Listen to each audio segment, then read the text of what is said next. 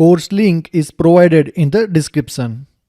Hello and welcome to the course Build Reactive REST APIs with Spring Web Flux and Spring Boot. Let me drive to the topics that you will learn from this course. So first, we will get started how traditional REST API designed and it internally works. In this section, you will learn what is reactive programming and why we need to go for it. This section also covers what is backpressure, event-driven stream, and reactive stream specification for publisher and subscriber. From this section, we will get started with reactive programming using Project Reactor library. You will learn reactive types, Flux and Mono with example. You will also learn how to check logs with Flux and Mono and how to handle exception with Flux and Mono. This section also covers to convert different data types to Flux and Mono. And you will learn different operations like filter, map, flat map with Flux and Mono. In this section, you will learn backpressure with example using request and cancel methods. If you want to perform some task asynchronously, then reactive programming provides schedulers. So this is what this section covers. In this section, you will learn different schedulers like immediate, parallel, single, and bounded elastic.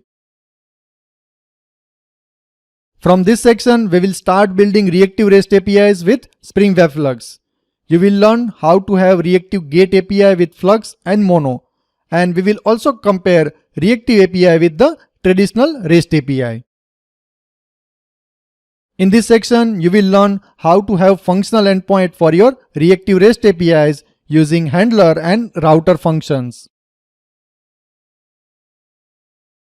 In this section, you will learn Spring Data R2DBC with MySQL database. You will learn how to have different HTTP methods like post, put, and delete with functional endpoints. You will also learn how to read path variable and query param using router and functional endpoint. You will also learn how to handle HTTP headers with functional endpoint.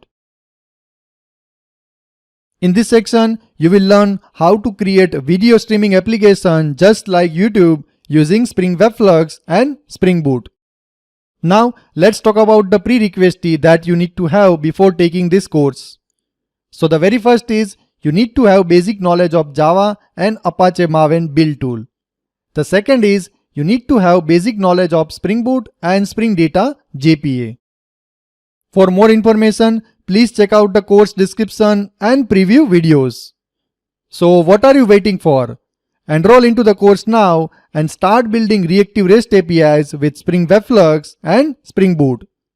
We'll see you in the course. Till then, happy learning and happy coding!